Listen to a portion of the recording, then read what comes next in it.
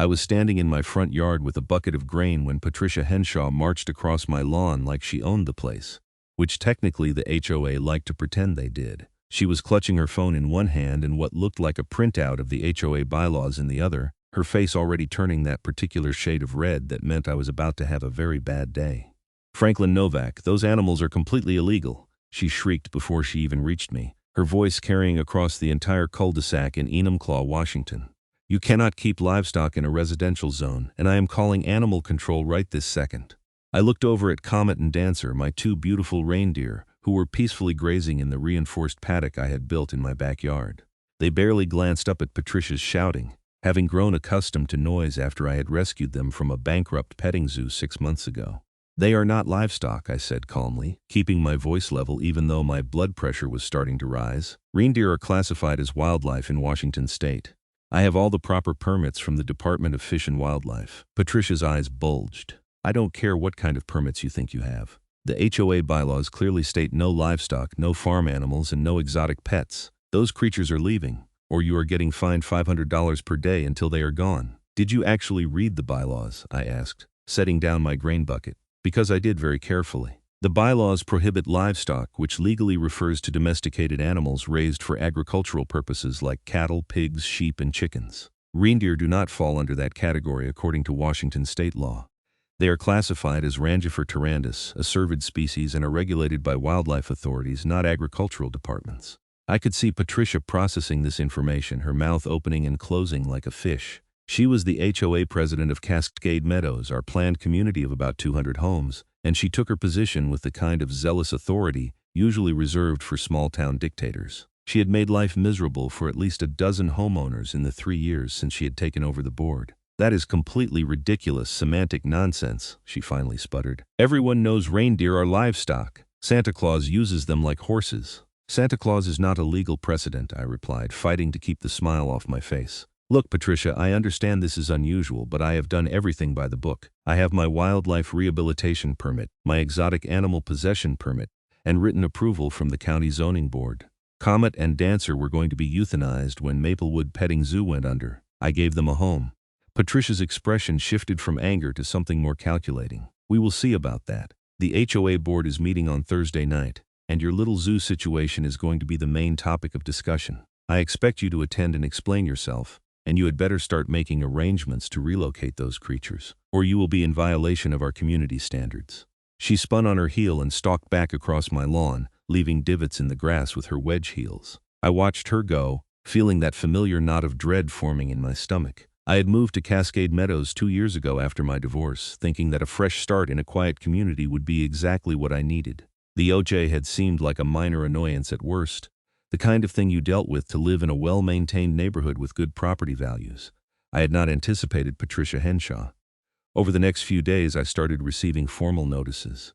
The first arrived via certified mail on Tuesday morning, a thick envelope with the Cascade Meadows HOA letterhead. Inside was a formal complaint citing sections 4.7, 4.8, and 4.9 of the community bylaws, all related to prohibited animals. The letter demanded the immediate removal of all livestock and/or exotic animals from my property and notified me of a special hearing scheduled for Thursday at 7 p.m. The second notice came Wednesday afternoon, this time hand-delivered by Patricia's husband Dale, who at least had the decency to look embarrassed as he handed me the envelope. This one informed me that the HOA was assessing a $500 per day fine starting immediately, and that failure to comply would result in legal action and potential foreclosure on my home through the HOA's covenant enforcement powers.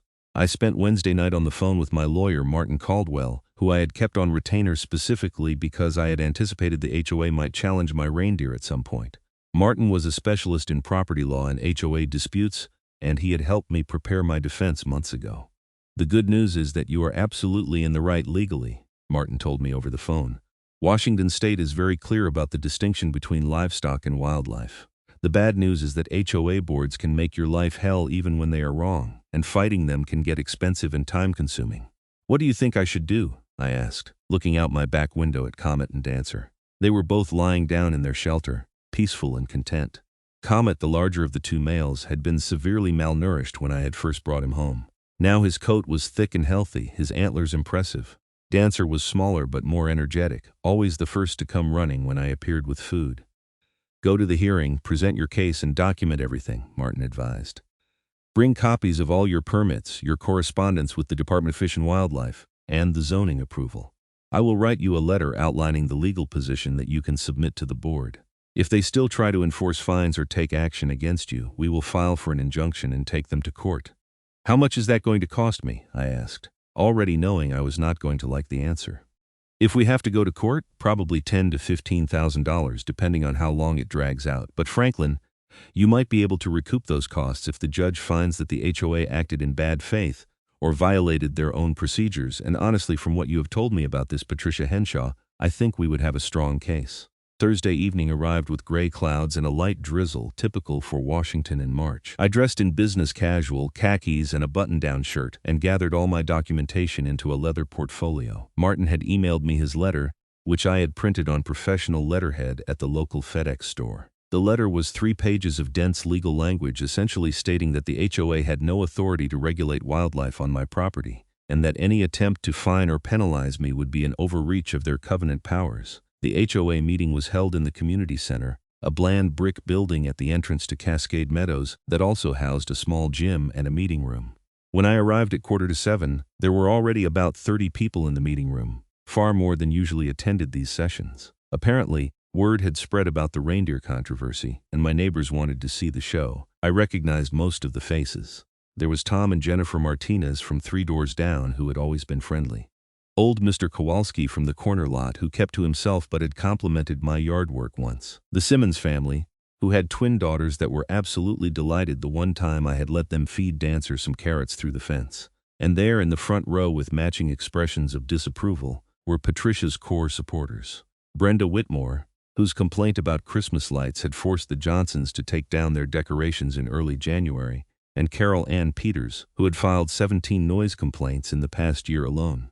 Patricia sat at the head table with the other board members. Dale Henshaw, who served as treasurer despite the obvious conflict of interest. Marcus Green, the vice president, who seemed to exist solely to agree with whatever Patricia said. And Linda Kawamoto, the secretary, who was the only board member who ever seemed to question Patricia's decisions. This meeting will now come to order, Patricia announced, banging a gavel against the table with unnecessary force.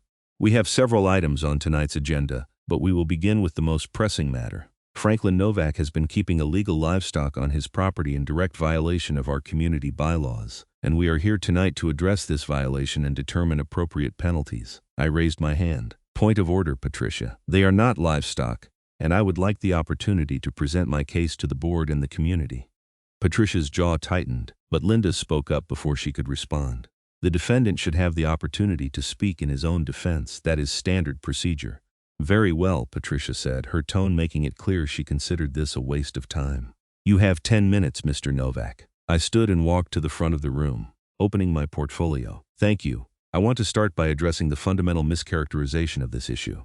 I do not have livestock on my property. I have 2 male reindeer, Comet and Dancer, who are classified under Washington state law as wildlife, specifically members of the cervid family, which includes deer, elk, and moose. I held up a document.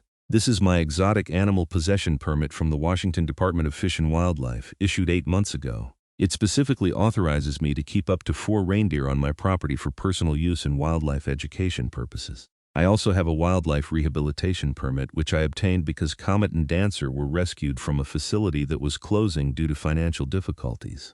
I distributed copies of the permits to the board members, watching Patricia's face grow redder as she scanned the documents. Furthermore, I have written approval from the Pierce County Zoning Board confirming that reindeer keeping is permitted on properties of my lot size in this zone, provided proper enclosures and care standards are maintained. I have documentation of regular veterinary care, proper nutrition, and appropriate housing for the animals. That is all completely irrelevant, Patricia interrupted. Our bylaws prohibit exotic animals and livestock. The permits you obtain do not override our community standards. Actually, they do, I said calmly. HOA covenants cannot prohibit activities that are explicitly permitted under state and county law, especially when those activities are related to wildlife conservation and rehabilitation. Washington state has strong laws protecting wildlife rehabilitation activities, and courts have consistently ruled that HOAs cannot use covenant enforcement to override state wildlife regulations. I held up Martin's letter. This is a legal opinion from my attorney, Martin Caldwell, who specializes in property law and HOA disputes. He has outlined the relevant case law, including the Washington State Supreme Court decision in Willow Creek HOA versus Patterson, which established that HOA covenants cannot be used to prohibit possession of animals that are legally classified as wildlife rather than livestock. The room had gone very quiet. I saw Tom Martinez nod approvingly, and even Marcus Green looked uncertain as he read through the documents I had provided. The fact remains that you have animals on your property that are disturbing the peace and character of our community, Patricia said, her voice rising. Multiple neighbors have complained about the smell, the noise, and the decrease in property values. Who has complained? I asked directly. Because I have lived here for 2 years and I have excellent relationships with my immediate neighbors. In fact, I have a petition here signed by 15 families on my street supporting my right to keep Comet and Dancer. I had spent the previous evening going door to door explaining the situation. The response had been overwhelmingly positive.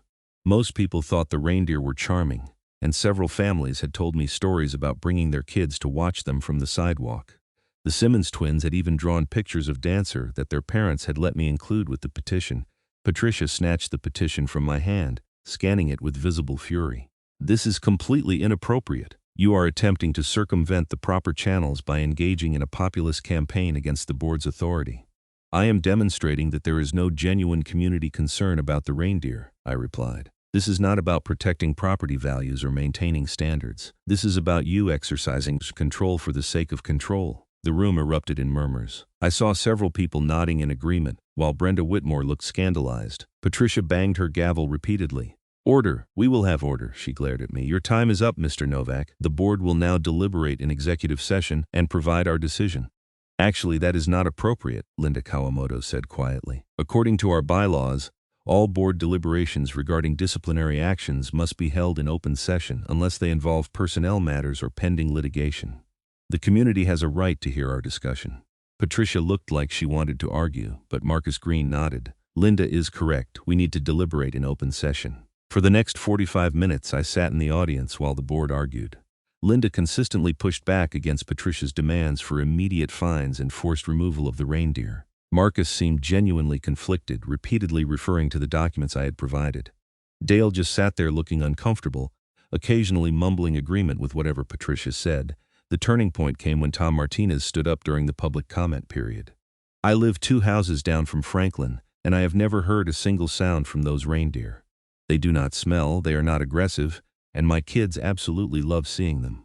This whole thing is ridiculous, and frankly, Patricia, everyone here knows you are just mad because Franklin refused to vote for you in the last board election. That got a significant reaction from the crowd. Several people laughed, and Patricia looked like she might spontaneously combust. It was true that I had voted for Linda Kawamoto in the last election, along with a solid minority of homeowners who were tired of Patricia's authoritarian approach to HOA management. That is completely out of line, Patricia shouted. I am not motivated by personal grudges. I am protecting this community from liability and maintaining our property values. Then put it to a vote, someone called from the back. I recognized the voice as belonging to Dr. Sarah Chen, a veterinarian who lived over on Maple Court. If you are so confident that the community supports your position, let us vote on whether Franklin should be allowed to keep his reindeer. Patricia looked trapped. The bylaws did allow for community votes on major policy decisions, and refusing would make her look like exactly the petty dictator everyone was starting to realize she was. Fine, she said finally. We will schedule a community vote for 4 weeks from today. In the meantime, the fines are suspended pending the outcome of that vote. But Mr. Novak, if the community votes against you, those animals are gone, and you will be responsible for all costs associated with their removal and any back fines. This meeting is adjourned. I left the community center feeling cautiously optimistic. The immediate threat had been postponed, and I had bought myself time to build community support. But I also knew that Patricia was not going to let this go easily. She had 4 weeks to campaign against the reindeer and turn public opinion against me. I was right to be concerned. Over the next week, I started seeing signs pop up around the neighborhood. Keep Cascade Meadows family friendly, vote no on exotic animals. They were professionally printed, clearly paid for by the HOA or Patricia personally, and they appeared on lawns throughout the community, concentrated heavily on streets where I did not have many relationships with neighbors. I also started getting passive-aggressive notes in my mailbox.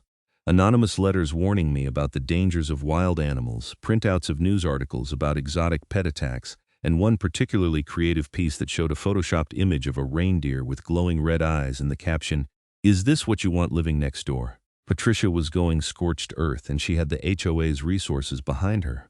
I was just one guy with a lawyer I could not afford to keep paying, and two reindeer who had no idea they were at the center of a suburban civil war. Martin Caldwell called me on Wednesday of the second week. "Franklin, I have been doing some research, and I think we need to shift strategies. Even if you win the community vote, Patricia could make your life miserable with continued harassment and bogus violations. But I found something interesting in the Washington state wildlife regulations that might give us a stronger legal foundation." "What did you find?" I asked, sitting down at my kitchen table with a notepad. "There is a provision in the state wildlife code that allows registered wildlife rehabilitators to keep animals that are deemed non-releasable due to health conditions or behavioral adaptations that would prevent survival in the wild. If we can get Comet and Dancer officially classified as non-releasable, it would give you protected status under state wildlife conservation laws, which would completely override any HOA restrictions." I thought about this. Comet and Dancer were raised in captivity at that petting zoo. They have never lived in the wild, and they are habituated to human contact. Would that qualify? Potentially, yes. But you would need to get a formal assessment from a wildlife biologist certified by the Department of Fish and Wildlife. I can put you in touch with someone who does these evaluations. It will cost about $1,500 for a thorough assessment and written report. It was a lot of money, but it would be worth it if it meant permanent protection for the reindeer. "Set it up," I told Martin. "The sooner the better." The wildlife biologist, Dr. Raymond Foster, arrived the following Saturday morning. He was a lean man in his 50s with weathered skin and sharp, observant eyes that reminded me of a hawk. He spent 3 hours on my property, examining Comet and Dancer, reviewing their medical records and documenting their behavior patterns. I watched nervously as he made notes on his tablet, occasionally asking me questions about their diet, their daily routines, and their interactions with humans. Finally, he sat down with me on my back porch, looking out at where the two reindeer were grazing peacefully. "Your animals are absolutely non-releasable," Dr. Foster said without preamble. "They exhibit complete habituation to human presence, have no fear response to potential threats, and lack the foraging skills necessary for wild survival. The largest male Comet also shows signs of previous malnutrition that have affected his skeletal development. He would not survive a Washington winter in the wild." Relief flooded through me. "So you will write that in your report?" "I will do better than that," Dr. Foster said, pulling out a business card. "I am also a registered agent for the Washington Wildlife Registry, which is a state-maintained database of non-releasable animals and their caretakers. If you are interested, I can register Comet and Dancer with the registry, which would give you formal state recognition as a wildlife conservation caretaker. It provides legal protections and some liability coverage, and it would make it very difficult for anyone to challenge your right to keep these animals." "Yes, absolutely," I said immediately. "What do I need to do?" "I will file the paperwork on Monday. You will need to maintain detailed logs of their care, submit to annual inspections, and complete a wildlife care certification course within the next year. But once they are registered, the state has a vested interest in making sure they stay where they are, with someone who is qualified to care for them." Dr. Foster was as good as his word. By Wednesday, I received an email confirmation that Comet and Dancer had been officially registered with the Washington Wildlife Registry as non-releasable cervids under the care of Franklin Novak, certified wildlife caretaker. The email included official certificates and a letter from the Department of Fish and Wildlife recognizing my property as a registered wildlife conservation site. I immediately forwarded everything to Martin, who called me back within an hour, sounding almost gleeful.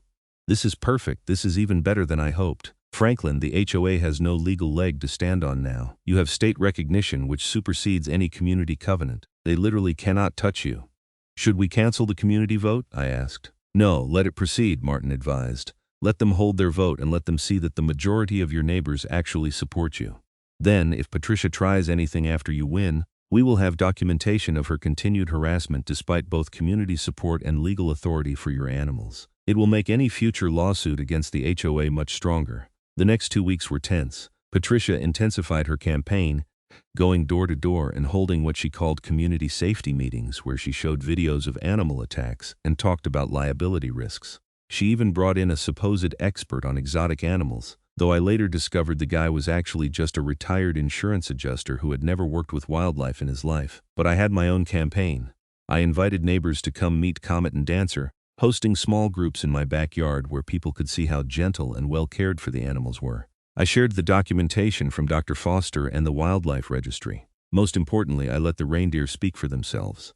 They were beautiful, majestic animals, and once people saw them up close, it was hard to view them as a threat. The Simmons twins became my unofficial ambassadors, telling everyone at school about the reindeer and bringing their friends to see them. Dr. Sarah Chen, the veterinarian, wrote a letter to the community newsletter explaining that reindeer were significantly less dangerous than many dog breeds and posed virtually no risk to public safety. Even old Mr. Kowalski got involved, standing up at a community meeting to say that in 50 years of living in various neighborhoods, he had never seen anyone make such a fuss about something so harmless. The night of the community vote arrived with surprising fanfare. Nearly every household in Cascade Meadows sent a representative, packing the community center beyond capacity. Patricia had set up a formal ballot system with written votes to be counted by Linda Kawamoto and Marcus Green. The meeting started with final statements. Patricia went first, delivering a 20-minute presentation about liability, property values, and community standards. She showed charts comparing home sale prices in communities with exotic animal restrictions versus those without, though I noticed she conveniently left off the source data. She talked about insurance risks and potential attacks, painting a picture of Cascade Meadows as a disaster waiting to happen as long as Comet and Dancer remained. Then it was my turn. I stood in front of the community, and instead of a PowerPoint presentation or scare tactics, I just told the truth. 6 months ago, I got a call from the King County Animal Control asking if I could help with an unusual situation. A petting zoo was closing, and they had 2 reindeer that needed homes. Most facilities would not take them because they are expensive to care for and require specialized knowledge. The alternative was euthanasia. These were healthy, beautiful animals whose only crime was being born in captivity, and they were going to be killed because nobody wanted to deal with them. I looked around the room, making eye contact with as many people as possible. I said yes because I had the space, the resources, and the knowledge to give them a good life. I did everything by the book. I got permits, I consulted experts, I built proper facilities, I have spent thousands of dollars on veterinary care, proper fencing, and appropriate nutrition. And you know what? It has been one of the most rewarding experiences of my life. Comet and Dancer are not threats. They are not monsters. They are gentle, beautiful animals who have brought joy to this community. I have seen your kids watch them from the sidewalk with wonder in their eyes. I have had elderly neighbors tell me that walking past my house and seeing the reindeer makes their day a little brighter. These animals have made Cascade Meadows more unique, more interesting, and more alive. I held up the Wildlife Registry certificate. The state of Washington has officially recognized my property as a wildlife conservation site. Comet and Dancer are registered non-releasable animals under state protection. I am a certified wildlife caretaker. This is not some hobby or vanity project. This is legitimate wildlife conservation happening right here in our community. So I am asking you tonight to vote not out of fear or property value concerns, but out of what kind of community you want to live in. Do you want to live in a place where rules are used as weapons, where anything different or unusual is automatically treated as a threat? Or do you want to live in a place where people can pursue meaningful projects, where wildlife conservation is celebrated, and where we trust each other to be responsible neighbors? I sat down to scattered applause. Patricia looked furious, but there was nothing she could say. The vote was cast in silence, each household marking their ballot and dropping it in the box. Linda and Marcus took the box to a side room to count while everyone waited with nervous energy. 15 minutes later, they returned. Linda carried a piece of paper with the results, and even from across the room I could see she was trying not to smile. Patricia snatched the paper from her hand and read it, her face going through a remarkable series of expressions from confidence to confusion to barely suppressed rage. Finally, she looked up at the assembled community. The vote is 143 in favor of allowing Mr. Novak to keep his reindeer with 61 opposed. The motion passes. The room erupted in applause and cheers. Tom Martinez clapped me on the back and Jennifer gave me a hug. The Simmons twins were jumping up and down. Even Mr. Kowalski gave me a nod of approval from across the room. Patricia stood at the front table, gripping her gavel like she wanted to throw it. "This meeting is adjourned," she said through gritted teeth, then stormed out of the community center without another word. I thought that would be the end of it. I thought winning the vote and having the Wildlife Registry backing would mean peace at last. I was wrong. 2 days after the community vote, I came home from work to find a King County Animal Control truck parked in front of my house and 2 officers examining my backyard fence from the sidewalk. My stomach dropped as I pulled into my driveway. "Can I help you, gentlemen?" I asked. Approaching them with my heart pounding, the older officer, whose name tag read Daniels, turned to me with an apologetic expression. "Are you Franklin Novak? We received a complaint about exotic animals being kept in unsafe conditions. We are required to investigate any formal complaint involving potentially dangerous animals." I have all the proper permits, I said, pulling out my phone to show them the documentation. Comet and Dancer are registered with the Washington Wildlife Registry. I have state authorization to keep them here. Officer Daniels examined my phone screen, then looked at his partner, a younger woman named Torres. Sir, we still need to conduct an inspection. It is standard procedure when a complaint is filed. May we see the animals in your facilities? I led them to the backyard, explaining the situation as we walked. Comet and Dancer were both in their shelter, staying cool in the afternoon sun. The officers spent 30 minutes examining the paddock, the fencing, the water supply, the shelter structure, and the feed storage. They took pictures and made notes. Finally, Officer Daniels turned to me. Mr. Novak, your facilities are excellent. These animals are clearly well cared for, and you have substantially exceeded the minimum requirements for exotic cervid housing. I am going to file a report stating that there are no safety concerns and no violations of animal welfare standards. Can I ask who filed the complaint? I asked, though I already knew the answer. Officer Torres checked her clipboard. A Patricia Henshaw. She claimed the animals were malnourished, living in filthy conditions, and posed an escape risk. None of that is remotely true. After they left, I called Martin. Patricia just called animal control on me with false complaints. Is that legal? It is legal to file a complaint, but it is illegal to file a false report with the intent to harass someone, Martin said. Keep documentation of this. If she keeps filing false complaints, we can potentially pursue harassment charges. The harassment did not stop. Over the next 3 weeks, I dealt with county code enforcement showing up because Patricia reported that my paddock structures violated setback requirements. They did not. A fire marshal inspection triggered by an anonymous tip claimed I was storing hazardous materials. I was not. A state wildlife officer responding to a report that I was operating an illegal petting zoo and charging admission. I absolutely was not. The King County Health Department investigating a claim that animal waste was creating a health hazard. It was not. Every single inspection cleared me completely. Every official who visited my property told me the same thing. The complaint was obviously false, my facilities were excellent, and I was in full compliance with all applicable regulations. But each inspection took hours of my time, cost me time off work, and added to my stress levels. I documented everything. Pictures, names, report numbers, copies of the complaints. Martin advised me that we were building a strong case for harassment, but he wanted to wait until we had a clear pattern documented before taking action. The breaking point came on a Thursday evening in late April. I had just finished feeding Comet and Dancer when I heard a vehicle pull into my driveway. Looking out front, I saw a large truck with Cascade County Wildlife Removal painted on the side. 2 men in company uniforms were walking toward my front door. I met them on the porch. Can I help you? The larger man, who had a heavy black beard, held up a work order.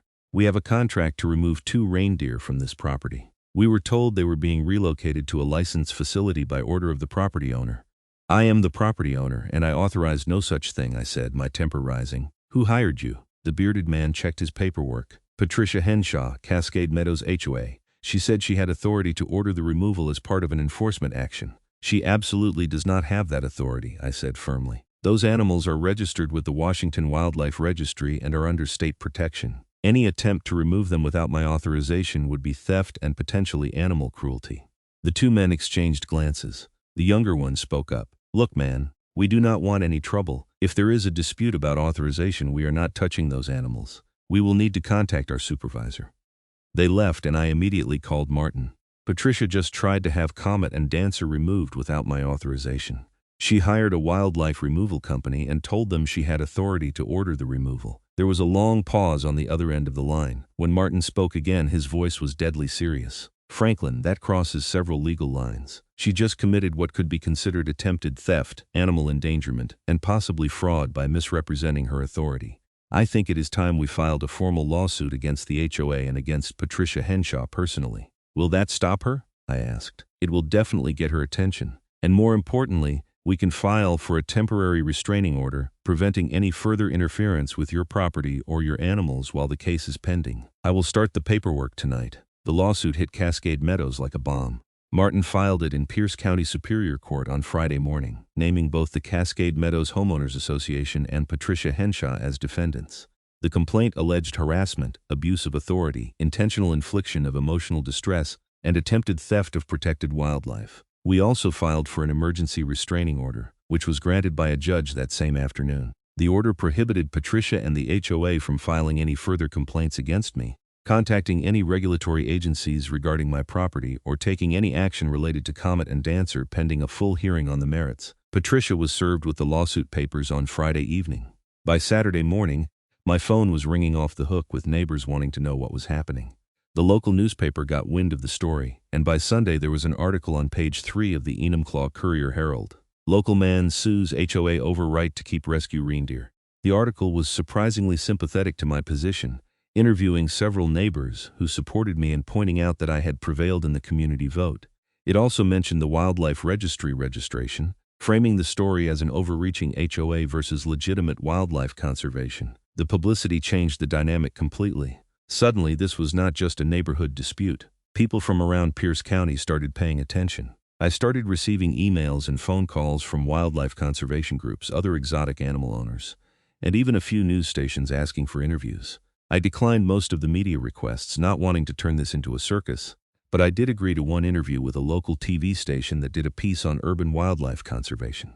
They came out and filmed Comet and Dancer, interviewed Dr. Foster about the Wildlife Registry, and talked to several of my neighbors about how the reindeer had become beloved members of the community. The HOA board, meanwhile, was in chaos. At the next regular meeting, which I attended with Martin at my side, there was a motion from the floor to recall Patricia Henshaw as president. The motion was made by Tom Martinez and seconded by Dr. Chen, and it included accusations of abuse of authority, misuse of HOA funds for personal vendettas, and bringing the community into disrepute.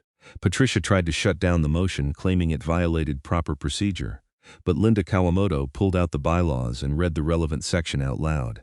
Any board member could be recalled by a 2/3 vote of the community at any properly noticed meeting.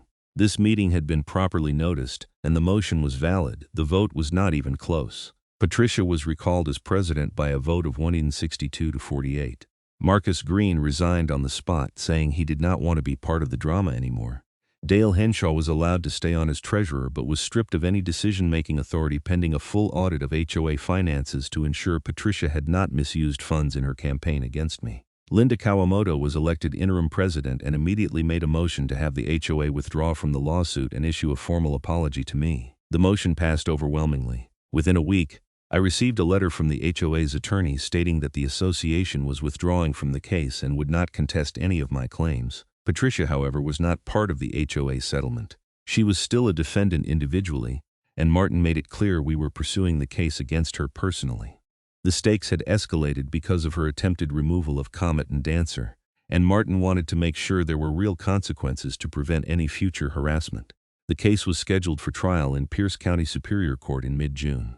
As we approached the trial date, Patricia's attorney, a nervous-looking man named Jeffrey Strand, reached out to Martin several times trying to negotiate a settlement.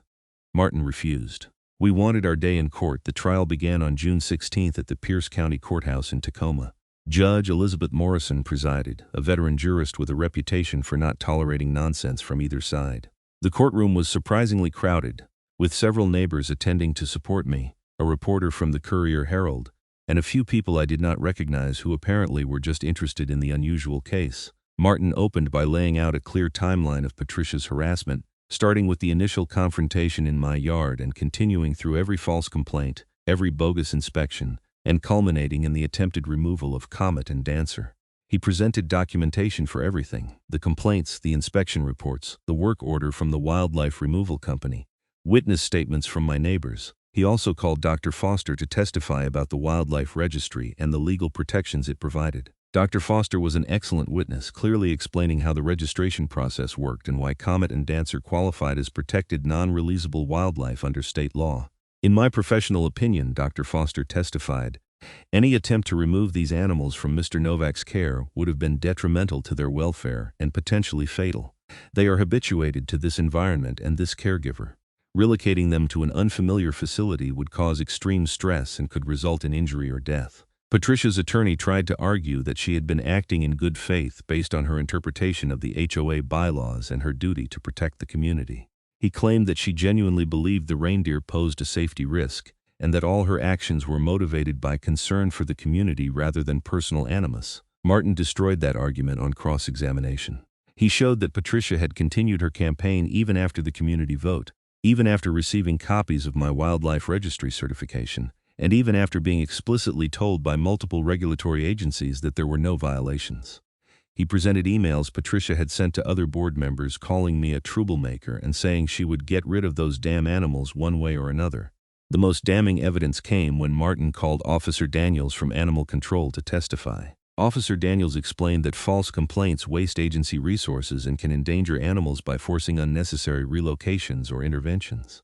He testified that in his 17 years with Animal Control, he had never seen such obviously false complaints filed in such rapid succession. In my professional opinion, Officer Daniels said, these complaints were not filed in good faith. Anyone actually looking at Mr. Novak's property would immediately see that the animals were well cared for and the facilities were excellent.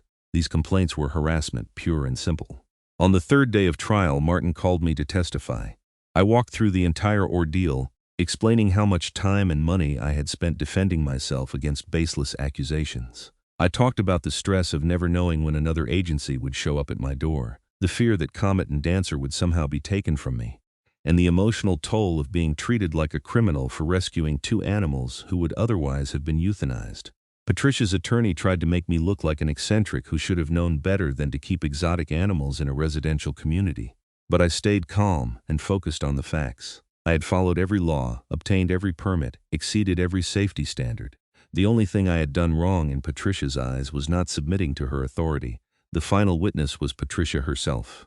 Martin approached her cross-examination methodically, walking her through each complaint she had filed, each false statement she had made. She tried to maintain that she had been protecting the community, but her answers became increasingly defensive and contradictory. The turning point came when Martin asked about the wildlife removal company. Mrs. Henshaw, when you hired Cascade County Wildlife Removal, did you tell them you were the property owner? Patricia's face flushed. I may have said I was acting on behalf of the property.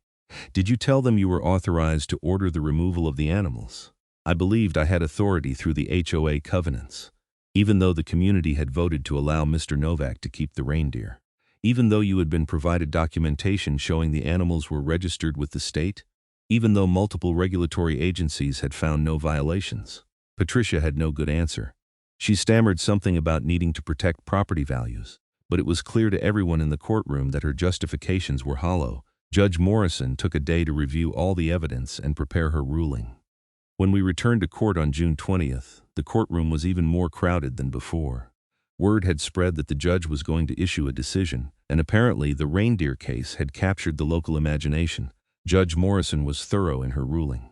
She started by addressing the legal framework, confirming that my wildlife registry certification provided state-level protection that superseded any HOA covenants. She noted that Washington state had a clear public policy supporting wildlife conservation and that HOA covenants could not be used to undermine that policy. Then she turned to Patricia's conduct. Her voice was stern as she addressed the courtroom. The evidence in this case shows a clear pattern of harassment and abuse of authority. Mrs. Henshaw was presented with overwhelming evidence that Mr. Novak was in full compliance with all applicable laws and regulations. Despite this, she continued to file false complaints, waste government resources, and ultimately attempted to have protected wildlife removed without authorization. This behavior goes beyond a simple misunderstanding of HOA authority.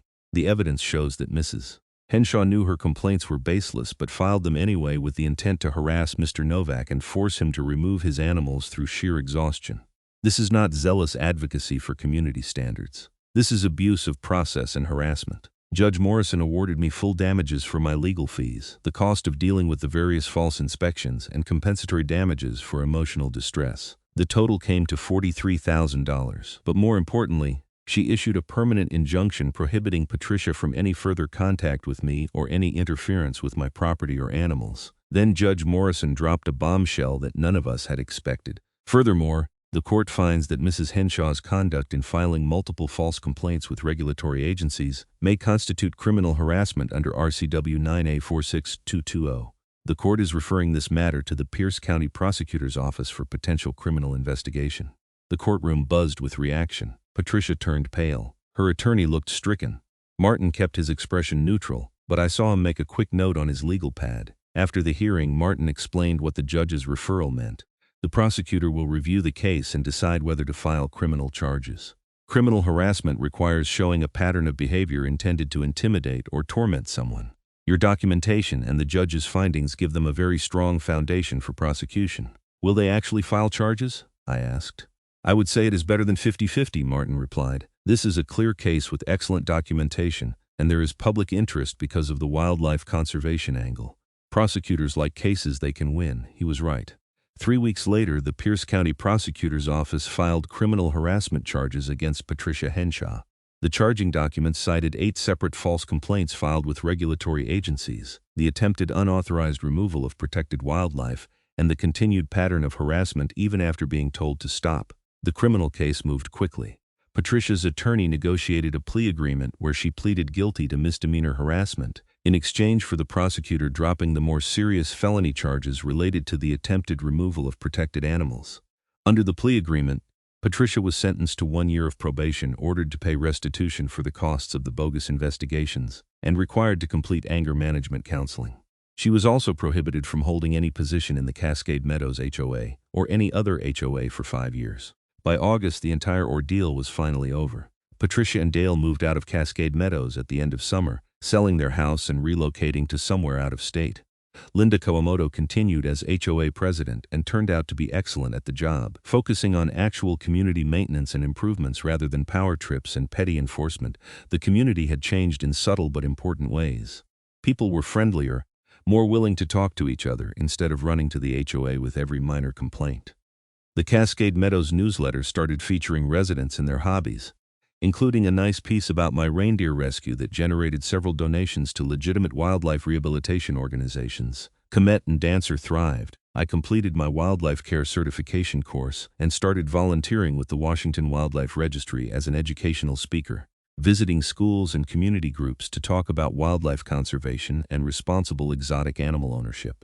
Several other reindeer owners in the Pacific Northwest reached out to me, and we formed an informal network for sharing information and resources. On Christmas Eve, I hosted an open house in my backyard, inviting the neighborhood to come see Comet and Dancer in their winter coats with their full antlers on display. More than 50 people showed up, including families with kids who squealed with delight at seeing real reindeer up close. The Simmons twins wore their reindeer sweaters and helped me hand out educational materials about cervid conservation. Tom Martinez brought hot chocolate, Dr. Chen brought cookies, and old Mr. Kowalski actually smiled and told a story about seeing wild caribou in Alaska during his Army days. It was exactly the kind of community gathering I had hoped for when I first moved to Cascade Meadows, the kind of thing that Patricia's authoritarian approach had prevented for so long. As I stood in my backyard watching neighbors laugh and talk while Comet and Dancer peacefully grazed nearby, I reflected on the long, strange journey that had brought us to this point. I had nearly given up so many times, worn down by the constant harassment and the mounting legal bills.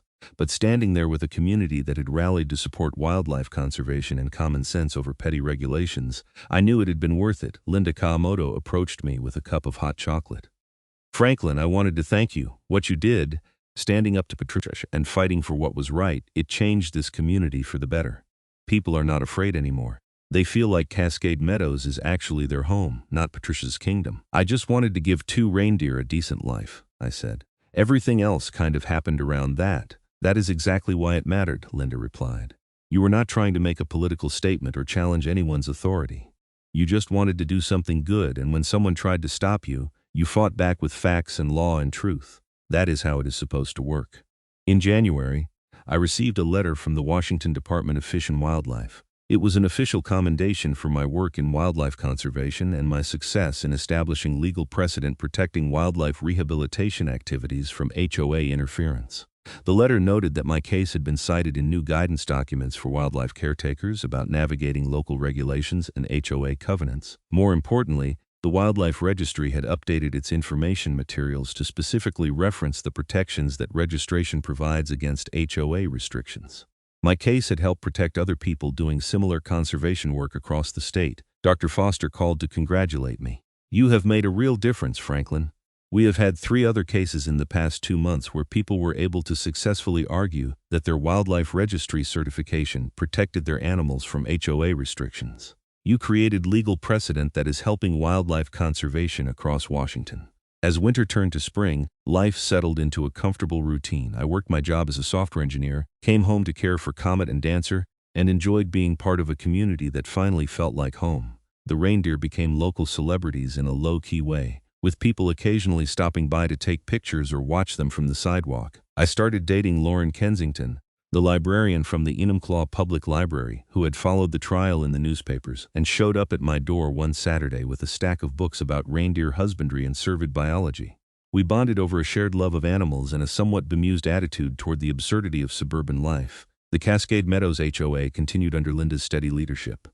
Property values remained stable, despite Patricia's dire predictions about exotic animals destroying the neighborhood. In fact, our community became slightly more desirable because people appreciated the more relaxed, less authoritarian atmosphere.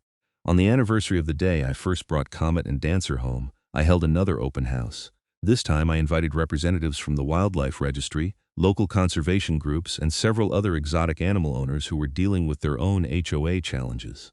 We turned it into an informal workshop on navigating regulations and building community support for conservation activities.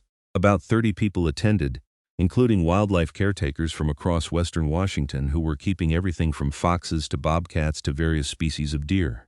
We shared strategies, contact information for sympathetic wildlife officials, and names of lawyers who understood exotic animal law.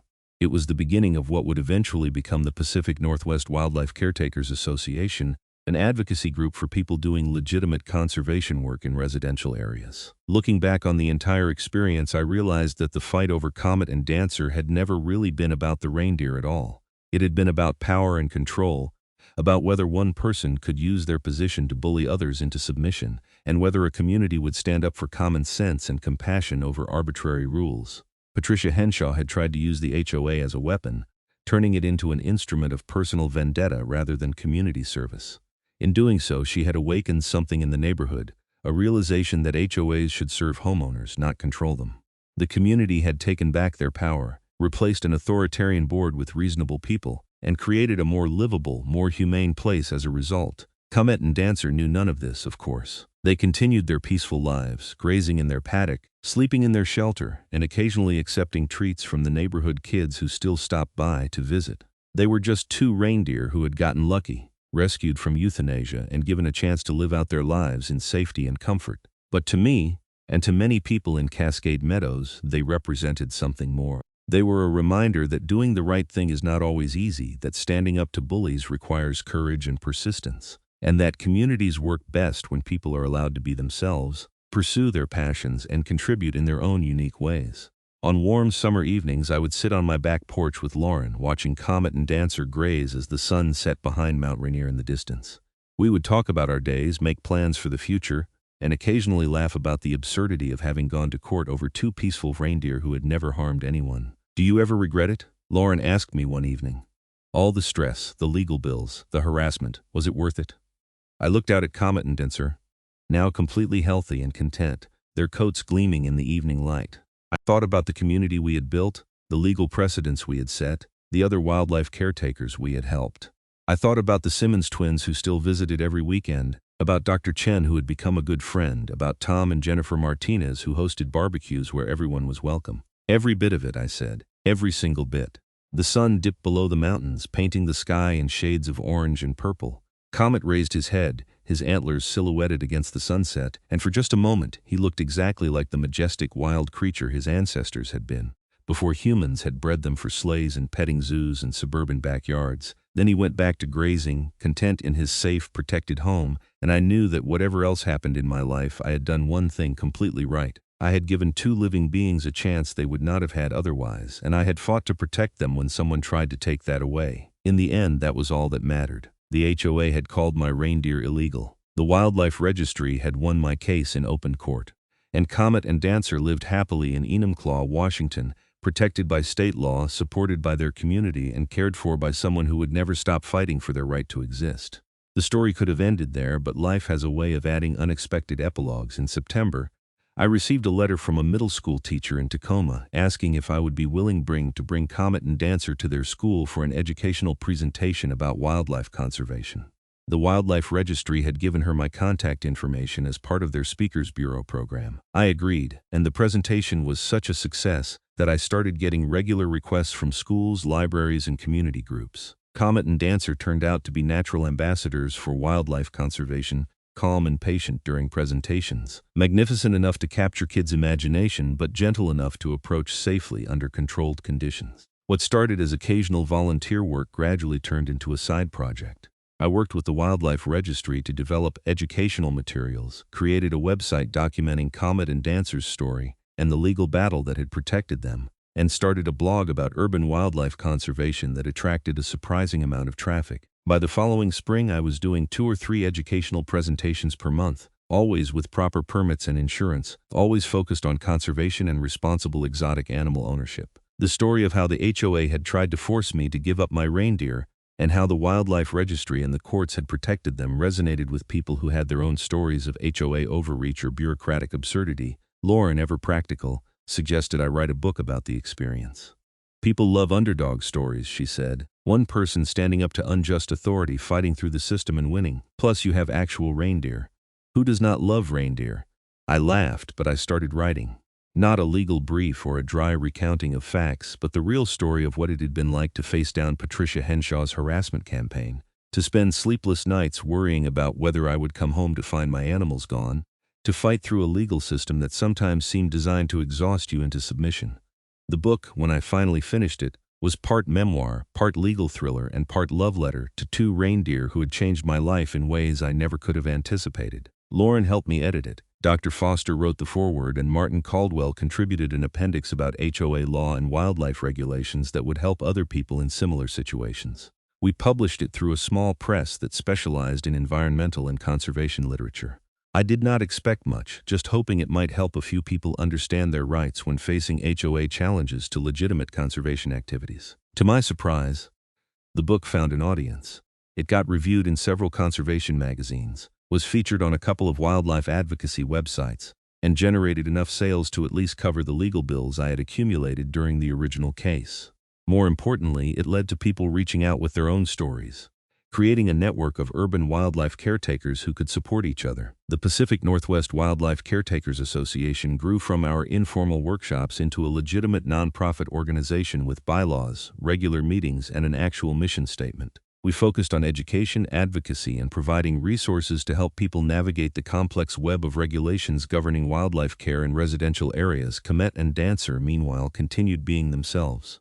They remained blissfully unaware that they had become minor celebrities in the wildlife conservation world, that their story had inspired people across the country, or that they had helped create legal precedent protecting urban wildlife rehabilitation.